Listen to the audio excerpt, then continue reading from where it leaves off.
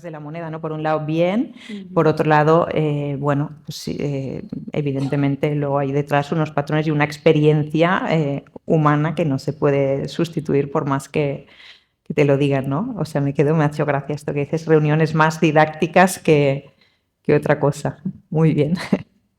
Isabela. Sí, eso que dices de los médicos, mi hermana es médico y lo ha notado muchísimo. Te lo confirma, también. ¿no? Sí, pero bueno, yo voy a hablar un poquito del lado positivo y es que lo que he notado particularmente es que cuando, digamos, no es hace tanto, pero desde que me inicié en la carrera laboral, la IA generativa se veía más como pues, un proyecto de analítica avanzada que en algún momento puedes profundizar, tendré oportunidad de participar en algo así y tal, pero es que hoy en día es una herramienta de trabajo. O sea, yo lo uso más que el Word. Bueno, no uso el Word, pero quiero decir, veo gente, incluso perfiles no técnicos, que hacen uso de esta herramienta en el día a día y creo que es muy importante para, sobre todo, afinar el enfoque a veces de las soluciones que necesitas encontrar y abarca muchas posibilidades y también para reducir tiempos de entrega. Pero eso sí, hay una cosa que es crucial y es que el usuario tiene que tener un conocimiento previo de lo que está haciendo. Es decir, lo que tú comentabas del médico, no puede ir un paciente a la consulta a cuestionar lo que le están poniendo si se lo ha dicho ChatGPT y él no tiene ni idea de lo que le está diciendo.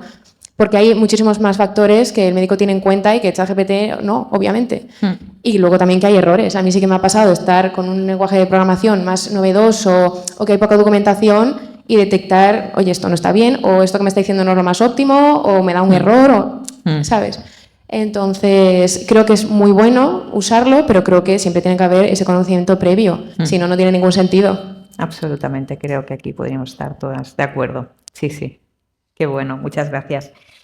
Y como comentabais vosotras, ¿no? Muchas y cada vez más, ¿no? Organizaciones experimentan con la IA, pero pocas consiguen escalarla, ¿vale? Desde vuestra experiencia, ¿cuál es la principal barrera para convertir una prueba de concepto en una solución que genere un impacto real?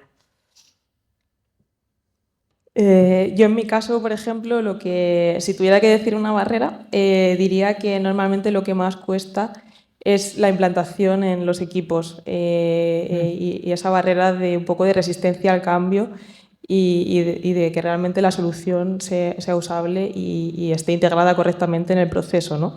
Porque muchas veces vemos pruebas de concepto y demás que están muy bien, que funcionan muy bien, el modelo da buenos resultados, pero luego finalmente es algo que no se llega a utilizar y que se queda un poco ahí en tierra de nadie, ¿no? Porque no hay esa, digamos, gobernanza de ese modelo o de ese sistema que se ha montado. Entonces, bueno, yo creo que para que eso no ocurra habría que, pues desde el inicio del proyecto, hacernos las preguntas correctas y ver en qué momento del proceso se va a utilizar, quién lo va a utilizar, cuál es el objetivo final, ¿no? del proyecto, incluso qué métricas definen el éxito de ese proyecto, ¿no? Y bueno, cómo finalmente lo vamos a validar, ¿no? Tanto en simulación, ¿no? Tenemos, por ejemplo, un modelo que nos da predicciones de ventas, imaginemos, y lo que queremos ver es que realmente el impacto de esa predicción luego nos dé cierto beneficio. O sea, no queremos predecir esas ventas simplemente porque sí, ¿no? Queremos que eso finalmente sirva pues, para dar un crédito, por ejemplo, pues para disminuir el impago. O sea, al final tenemos que aterrizar todo eso en métricas de negocio que realmente entendamos todos, ¿no? Y bueno, otras que se me pueden ocurrir también, aunque esa me parece como la más importante, también puede ser la falta de datos, que quizá todavía sigue existiendo esa falta de datos y esa necesidad de tener que generar muestra, ya sea sintética o experimental, o sea, lanzar pequeños pilotos a mercado y ver cómo van evolucionando, ¿no? esas pruebas y recolectar datos de esa forma. Y quizá también, aunque tal vez menos aún, o sea, ya no está ocurriendo tanto, también temas de infraestructura, ¿no? Que no todas las empresas tienen la infraestructura correcta para desarrollar, depende de qué proyectos. Y también temas de MLOps, que también últimamente está como muy a la orden del día y yo creo que no estamos todavía, o al menos yo no me encuentro en ese punto, ¿no? De tener todo el flujo del proyecto totalmente controlado, ¿no? y en un correcto mantenimiento. Muy Sí, bien. bueno, esas diría que son las que más me parecen importantes. Gracias. Yo creo que Alicia lo ha cubierto prácticamente todo.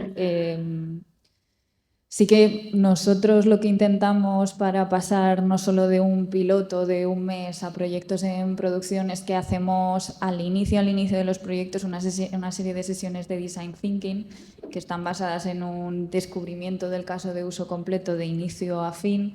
Nos juntamos con los usuarios de negocio, los usuarios técnicos, la gente de infraestructura, arquitectura, todos los que pueden estar involucrados dentro de un proyecto e intentamos analizar los pain points que tienen en cada fase cada uno de ellos y al final intentamos lo que comentaba Alicia, aterrizarlo a métricas y ver dónde se puede mejorar. Pues el usuario de negocio aquí pierde tanto tiempo en hacer X tarea, voy a ver si la puedo eficientar.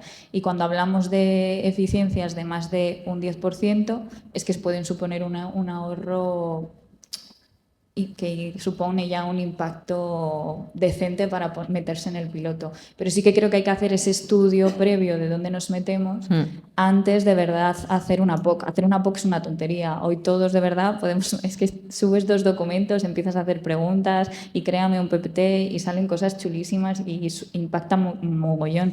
Pero hay que pensar un poquito más en el proyecto completo, en cuál va a ser la arquitectura al final de todo el camino, no centrarlo solo en una piececita y entender muy bien dónde podemos atacarlo. Muy bien. Bueno, yo pienso que una de las principales barreras, añadiendo a lo que han comentado mis compañeras, es la comunicación o el lenguaje. O sea, al final, los que estamos en un equipo técnico, internamente o externamente, estamos muy acostumbrados a trabajar con métricas técnicas y aciertos del modelo, pero es que al final los responsables pertenecen a las otras áreas, a las áreas mismamente de invertir o no invertir, a la persona de negocio que quiere resolver un problema, pero es que habla en términos de negocio, no habla en tus términos técnicos. Entonces, creo que es vital saber trasladar la información técnica al lenguaje del negocio, con factores tangibles, no hablar del porcentaje de acierto, sino decir, te vas a ahorrar X dinero de costes, vas a ahorrar X tiempo que vas a poder dedicar a esto. Es decir, hechos tangibles para lo que es el negocio. Y creo que esa es la principal barrera y lo único que puede hacer como que ambas partes vayan de la mano, que al final es su objetivo. Eso es. Pues a ver, María, ahora te pregunto. Tu investigación, ¿no? Como hemos dicho antes, doctoral, está centrada en la IA aplicada al diagnóstico de ictus. Entonces, ¿qué diferencias encuentras entre desarrollar esta IA en el entorno empresarial o en algo que es tan sensible como la salud, ¿no? Como decíamos, claro, no hay nada que impacte más que la salud de una persona. La realidad es que no tiene absolutamente nada que ver. Yo con el doctorado llevo ya, creo que este es mi 5º curso. Y todavía me faltan 3 o 4 años fácil para terminarlo. Yo el doctorado lo empecé por un tema personal, porque a una persona de mi familia le dio un ictus, el sistema sanitario me falló y quería dar herramientas a los sanitarios para que puedan tomar mejores decisiones en un mundo en el que es caótico. Entonces, para mí el doctorado es algo personal, que lleva otros tiempos, que puedo dedicarle el tiempo que quiera, puedo probar tantas cosas que quiera. Yo no sé cuántas redes neuronales distintas he probado para analizar los ECGs que se obtienen de las ambulancias y no tengo un margen de tiempo ni tengo nadie que esté esperando que esto obtenga buenos resultados. Al final es un proyecto mío personal que estoy trabajando junto con la Princesa y el Suma 112 y todos queremos que salga bien, implementarlo en las ambulancias, pero yo no tengo una presión externa de entregas, tiempos, resultados, de esto hay que hacerlo ya, hay que ponerlo en producción. Y mi día a día en el trabajo es todo lo contrario. Yo de hecho, cada 3 meses tengo que haber entregado 15 proyectos, son unos cuantos al año. Y decís, bueno, son 15 proyectos, que a lo mejor cada proyecto son 6 semanas, una cosa así. Bueno, pues que además en tu día a día tienes que hacer 1000 cosas más, de gestionar al equipo, parte de burocracia, motivarles, enseñarles. Pues a mí me gusta dar charlas de ese estilo porque creo que es una experiencia muy bonita. Entonces, que son mundos que no tienen absolutamente nada que ver. Para mí el mundo de la investigación es mi rinconcito de hacer mis pruebas y de probar y ver de si puedo aportar un granito a la sociedad, y el trabajo es tiempos, OKRs, KPIs, llegas tarde, esta reunión, esta otra, pues es que no tienen nada que ver. Claro, se ha hablado de conceptos, ¿no? Como el ROI, ¿no? Y aquí entiendo que tú no esperas nada, ver ni un euro, es una cosa como en pro de la investigación y de la ciencia para Eso es. que el impacto sea, pues, mejorar calidad de vida o predecir ictus o ver cómo reaccionar de forma rápida, que es uno de los KPIs del ictus, ¿no? Sí, Actuar rápido. O sea, yo en mi trabajo, en esos 15 proyectos cada 3 meses, lo primero que analizo es el ROI, Claro. el ver el impacto en coste, en tiempos, cuánto tiempo me va a llevar, a cuánta gente tengo que meter, si los usuarios lo van a implementar, cuántas entregas tenemos que hacer. Yo en el doctorado no tengo absolutamente nada de eso. Ninguno de estos. Nada. Y todo lo que haga va a ser porque yo quiero y con mis tiempos. Y pues eso, estoy trabajando con los médicos para poder hacerlo y el objetivo es dar a los médicos más herramientas para que puedan tener un mejor diagnóstico. Al final, en el mundo del Suma 112, que realmente es donde yo estoy trabajando más, la gente de las ambulancias no están especializadas en todas las enfermedades, es imposible. Claro. Porque al final tienen que tratar desde un accidente de coche, un embarazo, un infarto, una persona mayor que se ha caído y un ictus. Y tú dices, el diagnóstico de un ictus es muy fácil porque al final pues la gente empieza a hablar mal o se cae o luego no es tan fácil porque ellos ven tantas cosas en su día a día que es imposible. Entonces tú dices, ¿cómo pueden mal diagnosticar a la gente? Pues es que realmente es muy fácil mal diagnosticar. O sea, entonces todo lo que pueda ser darles herramientas para mejorarlo, fenomenal. Pero la realidad es que si yo no hago nada, tampoco a mí nadie me va a presionar para hacerlo, ni yo espero ganar dinero por intentar implementar el proyecto. Y seguramente no estás mirando tus horas, porque si no, a lo mejor ya estarías fuera, ¿no? O sea, ya no hubiera tenido ningún sentido, ¿no? Lo haces desde otra motivación y con otras métricas. Digamos que solo los 2 primeros años y medio, fue para recopilación de datos y preprocesamiento. Solo para eso. Pero seguramente que si entonces cuando esté terminado y funciona y te volvemos a hacer la primera pregunta de impacto de que te sientes más orgullosa, a lo mejor te volveremos a entrevistar cuando esté sobre este tema. Encantada. Gracias. Sabela, ¿y tú que has trabajado tanto en banca como en energía y recientemente además en este proyecto que comentábamos internacional en Italia, qué aprendizajes te llevas de cómo diferentes organizaciones abordan la adopción de inteligencia artificial y datos? Bueno, pues realmente desde el primer día y cada día me reafirmo más en ello. Pienso que ha surgido una figura que antes no existía, es la del analista de datos. Es analista de negocio que sin tener, digamos, background técnico, pues hace sus queries en SQL, puede ser perfectamente autónomo a lo mejor para hacer una extracción sencilla o elaborar incluso informes en Power BI. Esto antes no era así. Antes cualquier cosa relacionada con los datos se pensaba en el equipo de analítica avanzada, hermético, que había casi que hacer ahí de todo para conseguir algo por parte de ellos. Y eso es muy bueno, o sea, se está normalizando muchísimo esta figura y eso también es beneficioso para los que trabajamos en el equipo de analítica avanzada porque tenemos tiempo para realmente desarrollar modelos más complejos. O sea, yo sí que he notado esto que, de hecho, desde los primeros años incluso he impartido formación interna a estos tipos de analistas, pues que ya sabían eso, programar a lo mejor en SQL y querían ampliarlo y a lo mejor aprender a programar un poco en programación orientada a objetos o entender qué es la arquitectura o qué es un data lake. Pues eso sí que yo lo llevo viendo desde el primer día y sobre todo que las empresas apoyan esto, porque al final que un empleado esté interesado en aprender, en ampliar su conocimiento, los mantiene motivados, los mantiene a querer seguir aprendiendo y sentir que la permanencia en la empresa tiene sentido. O sea, es que no van a pasar los años y se van a quedar como que las nuevas generaciones los van a relevar, para nada es así. Entonces creo que beneficia a ambas partes, tanto la empresa como el empleado. Y eso sí, siempre asegurando pues, trabajar dentro de las normativas de seguridad, regulaciones y las buenas prácticas que se dictan. Muy bien. Y por último, empezaré preguntándole a Alicia y después podéis complementar. Para estas mujeres que nos escuchan o que están aquí, las piscineras, ¿no?, que dicen, y las que nos vean luego desde casa, que empiezan en el mundo de los datos porque les han dicho que aquí que no hay paro, que van a aprender un montón, que tienen una gran oportunidad. ¿Tú qué consejo les dirías? ¿Qué habilidad deberían desarrollar desde la parte técnica y no técnica? ¿Qué consejo les darías? Sí, pues yo les diría que por un lado es verdad que la parte técnica es muy importante por lo que decíamos antes de que cada vez es más relevante el criterio, ¿no? y ese conocimiento experto, ¿no? de perfiles técnicos. Pero también yo creo que va a ser cada vez más relevante, o para mí tiene mucho sentido, que las soluciones, digamos, se puedan implantar, ¿no? y que puedan tener ese impacto. Entonces, para eso necesitamos también poder adquirir ese conocimiento transversal un poco del negocio para poder realmente entender qué es lo que necesitan, cómo se lo podemos proporcionar con ese contexto que tenemos de los datos, ¿no? Saber o intentar llevar ese conocimiento que tenemos en los datos a un producto que pueda ser viable y escalable y usable por el usuario. Y bueno, y para todo ello lo más importante pues, es mejorar en nuestra comunicación, en cómo presentamos las ideas, ¿no? Cómo presentamos resultados, impactos.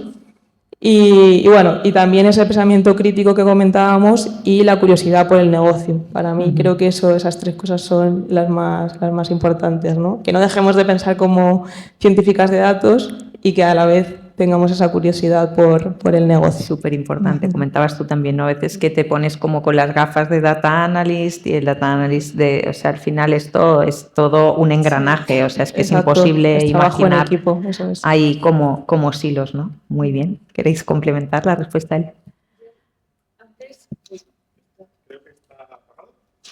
Es hacia arriba, ¿verdad? Sí. No, que se la cambies. Como tú vas a hablar ahora, gracias. Yo a nivel técnico, solo un comentario. Vivimos en un mundo de inteligencia artificial, de datos, de machine learning que evoluciona todos los días y que hay innovación todos los días. Lo primero es no volverse loco, ¿vale? No se puede saber de todo, es imposible. Lo mejor es ir aprendiendo según te van surgiendo los retos y evidentemente al principio estamos agobiados con madre mía, ¿y qué es esto? ¿Y qué me han dicho? No pasa nada, todos nos ponemos y al final aprendemos y salimos adelante, pero no pretendáis saberlo absolutamente todo porque o sea, empieza a ser agobiante la cantidad de cosas que es necesario que aprendamos en nuestro día a día. Y para mí lo segundo es un poco lo que decía también Alicia, a mí lo que me ha ayudado a crecer, yo llevo siendo manager de un equipo de 10 personas 2 años. El salto de ser como la chapter lead de los data scientists a realmente ser la manager de un equipo, people lead con sus personas que te preocupas, no ha sido porque yo técnicamente fuera la mejor, se me da bien, hago bien mi trabajo, si no supongo que no me hubieran ascendido, pero la realidad es que ha sido un tema de comunicación y ha sido un tema de que era capaz de que los demás entendieran qué es lo que estaba pasando más allá de lo que estábamos haciendo a nivel técnico. Mi equipo está formado por desarrolladores puros y por personas de inteligencia artificial. Es gente súper técnica. Súper técnica, que les preocupa efectivamente los KPIs técnicos. Cuando tú eso eres capaz de trasladarlo al idioma de los demás, dicen, anda, esto tiene otra pinta. Y ahí es cuando a la gente le empiezas a llamar a la atención y empiezan a ver que ya no tienes solo un perfil técnico, sino que puedes ir a otros perfiles. ¿Un poco más data elevados. translator?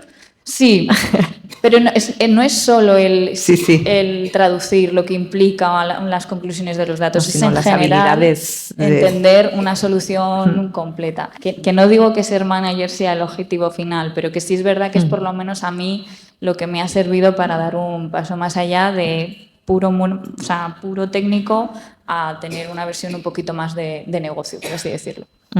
Gracias. Sí, yo quiero decir que eso lo he comentado antes, el lenguaje es crucial y también el pensamiento, o sea, estar alineado con el pensamiento estratégico de la empresa y tener siempre presente el interés del negocio. Porque es que cuando salimos de la universidad, sobre todo si venimos de perfiles técnicos, como en mi caso en ingeniería, estamos acostumbrados a que el 100% del problema sea el resultado, sea ser exactos, sea que el proceso sea óptimo, que no haya errores. Pero es que eso luego, cuando pasas al mundo laboral, es un 50%. Es que si tú tienes un modelo increíblemente complejo, pero luego no sabes cómo trasladarlo, o no sabes alinearlo, o no sabes cómo contarlo, perfectamente puede quedar invisibilizado por un proyecto que a lo mejor técnicamente no supone un reto, sino que es algo relativamente más sencillo, pero que lo saben expresar mejor, o lo saben alinear mejor, o la persona que lo ha desarrollado tiene más ese pensamiento de negocio, esa visión global. Entonces yo diría que estas dos cosas son infalibles a la hora de ser un mejor profesional y hacer un mejor proyecto. Gracias, Isabela. Y a mí me gustaría preguntaros a los que estáis aquí escuchando si queréis complementar o bien esta última pregunta o la primera, si alguien pues quiere compartir algún reto del que se sienta especialmente orgulloso, o bien si sois personas que estáis ahora iniciando, pues si tenéis alguna duda, alguna inquietud que queráis aquí compartir con estas expertas. Gracias. ¿Te llamas? Claudia. Claudia. Lo primero, muchas gracias, chicas, lo habéis hecho muy bien, he aprendido mucho. Y deciros que creo que lo habéis comentado varias, ¿por qué creéis que los proyectos no salen adelante una vez ya se han iniciado y ya están casi en la fase final y no consiguen ir a como producción? O sea, si lo sabéis, si no, no pasa nada. Muy buena pregunta. Lo que estáis... Gracias. Para mí es una mala definición del inicio del proyecto. Normalmente cuando un proyecto fracasa una vez ya está inicializado, no estamos hablando de una POC, es porque lo has diseñado mal y tenías unas expectativas que no estaban acordes a lo que se podía construir en el proyecto final.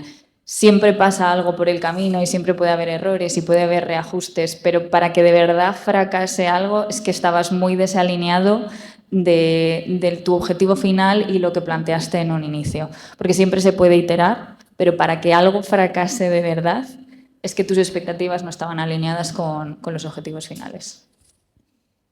Pero bueno, que aún así siempre está bien, ¿no? Para eso se hace porque se ahorran muchos millones. O sea, mejor saberlo, ¿no? Decir, ostras, pues no lo sabíamos, pero yo por mi familia tengo data scientist, investigador del mundo de la investigación y pues biomédica y también, ¿no? Pues a veces, ostras, pues no sabes por qué, de casualidad una cosa que hubieras jurado no sale, mejor saberlo a tiempo y viceversa, ¿no? O algo que de repente arroja unos resultados que no esperabas y encuentras en unos patrones, entonces pues a veces te encuentras sorpresas, ¿no? Por eso la importancia de estos procesos de prueba. Yo quiero añadir, como desde el punto de vista de cliente, que a lo mejor no es tanto que se decida hacer un proyecto con una consultora y esté cerrado. Desde el punto de vista interno, muchísimas veces depende de la priorización y si al final las decisiones estratégicas cambian, si el negocio cambia, si las directrices son otras, pues proyectos que se habían pensado en hacer y que incluso pueden estar en fases de desarrollo se despriorizan y tienes que dedicarte a otros. Entonces, eso es bastante frecuente. Sí, yo para añadir, bueno, perdona, a ti, te pasamos mucho. Para añadir simplemente que es un poco lo que comentaban las compañeras, que al final muchas veces no se tiene en cuenta todo lo que conlleva el proyecto, ¿no? O sea, nos centramos como siempre mucho a lo mejor más en el modelado, ¿no? Y nos perdemos la latencia de los datos, por ejemplo, que muchas veces no los tenemos disponibles a final de mes, entonces tú tienes que calcular que tus datos te van a llegar 2 semanas más tarde, por ejemplo, 3 semanas más tarde. Entonces, plantear toda esa arquitectura o ese sistema en base a eso, ¿no? Entonces, bueno, como que son muchas pequeñas cosas de negocio y del día a día que hay que conocer también para que todo al final salga bien. Claramente. ¿Tenías otra pregunta?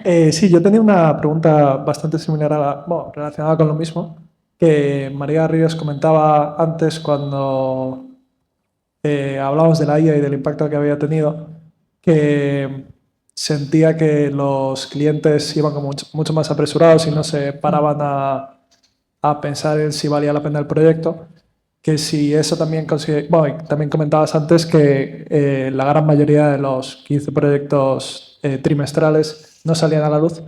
¿Crees que hay una alta correlación entre el nuevo uso de la IA con que no te salgan tantos proyectos a producción? 100%. O sea, al final el querer probar la tecnología de esos 15 proyectos, probablemente 10, si no son más, es un intento de ver cómo podría aplicar la tecnología, pero no es realmente un proyecto real que el cliente quiera. Son cosas que están probando para entender un poco qué se puede hacer de verdad. O sea, 100%. Pero entonces el objetivo real de esa mayoría de proyectos no es sacarlo a producción desde el principio. En mi trabajo en concreto, ¿vale? Que yo repito, yo estoy en un área de innovación, no. En realidad mi trabajo es demostrar que la tecnología funciona. Y luego eso se traduce en un montón de cosas distintas.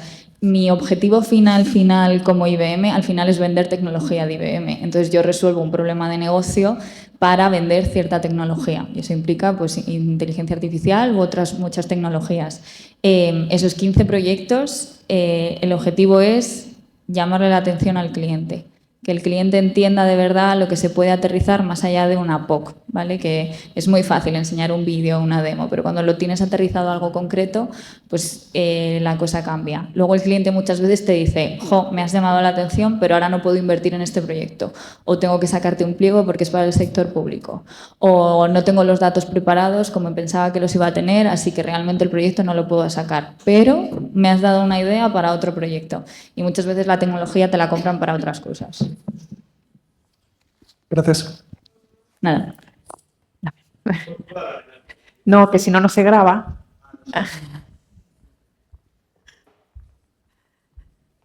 Hola, enhorabuena chicas porque lo habéis explicado muy bien.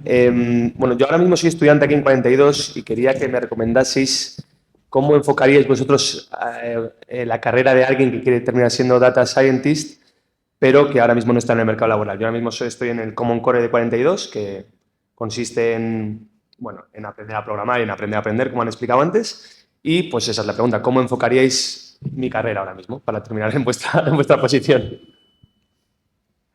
A ver, yo por ejemplo diría que sobre todo empezaras a pensar en ideas que se pueden aterrizar de verdad, ¿no? Porque no quedarnos solo en la parte académica y en la parte técnica de lo que podamos aprender o investigar por nuestra cuenta, sino en proyectos que de verdad se puedan aterrizar, ¿no? Y que podamos implantar. O sea, yo creo que para mí eso sería como lo más importante, ¿no? Portfolio. Eso es. Hacer un portfolio Sí, eso por es. mi cuenta. Sí, que tengas tu propio proyecto ya montados y demás y que puedas de alguna manera tener esa experiencia, bagaje ya por adelantado, ¿no? Antes de llegar a las entrevistas o a los proyectos que te interesen.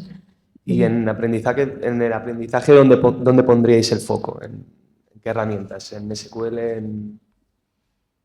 Sobre todo yo lo que suelo utilizar más es Python como lenguaje de programación. Es verdad que, por ejemplo, PySpark, SQL también están muy demandados y algunas otras, bueno, en cuanto a plataformas, por ejemplo, pues ya sea la de Google, AWS, Amazon, Azure, cualquiera de esas tres son las que más yo creo que ponen foco, incluso Databricks también. Para todo el tema de automatización y sobre todo para científicos de datos también se está usando un montón. Pero sí, yo diría que sobre todo el lenguaje de programación Python. Y bueno, si ya te motiva todo el tema más de IA generativa y demás, pues todo ese tema ahora mismo, el cómo, no solo el cómo hacer pequeñas pruebas, sino lo que te decía, el cómo pensar cómo automatizar esa tarea que se te ocurre, que puede ser relevante, ¿no? Cómo le puede facilitar la vida a alguien que no es técnico. Eso es. Muchas gracias. No sé si hay alguna otra pregunta y si no...